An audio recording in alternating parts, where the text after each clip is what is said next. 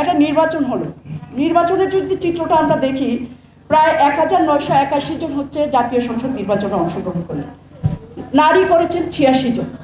কেন পারল না? 1981 জনের মধ্যে 7 জন নারী নির্বাচিত হয়েছেন।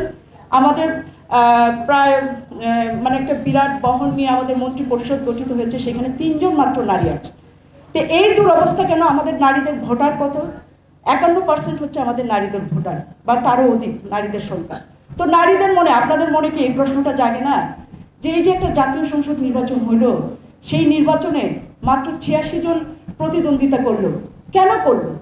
এই রাজনীতি যদি আমি পরিবর্তন না করতে পারি, এই সংসদ যদি আমি পরিবর্তন না করতে পারি, নারীর অবস্থার কোনো পরিবর্তন হবে না। 7 জন কেন নির্বাচিত হয় সেখানে?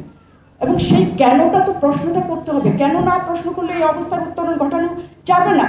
আপনারা দেখেন আজকে যে টাকার খেলা হয়েছে, আমি যে নিজে নির্বাচন করেছি নেত্রকোনা 4 আসন থেকে, অন্য দলগুলো টাকা দিয়ে ভোট কিনেছে, এবং যে সন্ত্রাসী মাস্তানি প্রশাসনিক কারসাজি, এটার সাথে নারীরা পারে না।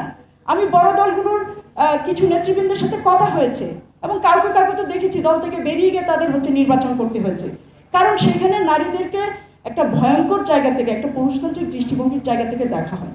এমনকি বামপন্থী দলগুলো যে খুব বেশি এই জায়গায় উন্নতি করেছে বা পরিবর্তন ঘটাতে পেরেছে সেরকম না। তাহলে আজকে এই প্রশ্নগুলো তো আমার থাকতে হবে, আমাদের মধ্যে থাকতে হবে। এই পরিবর্তনের জন্য এই জায়গাটা খুবই গুরুত্বপূর্ণ যে মাত্র কেন 7 জন নারী নির্বাচিত হল। এই সংসদ আবার সংরক্ষিত, যেটা আমরা সরাসরি ভোটের কথা দাবি করছি দীর্ঘদিন ধরে, নারীদের 50টা সংরক্ষিত আসন আছে। এই 50 জনকে কারা নির্বাচিত করবেন?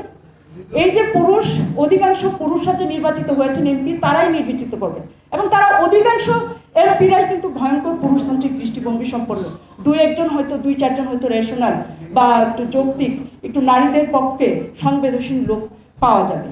তাহলে এই যে সরাসরি নির্বাচন হচ্ছে না, নারীদেরকে একটা সংসদে পরিচালনা করবে, সেইখানেও নারীদেরকে নির্বাচিত করতেছে পুরুষরা, এবং কারা? কোন পুরুষরা? যারা পুরুষতান্ত্রিক ভয়ঙ্করভাবে তারাই নির্বাচিত করছে।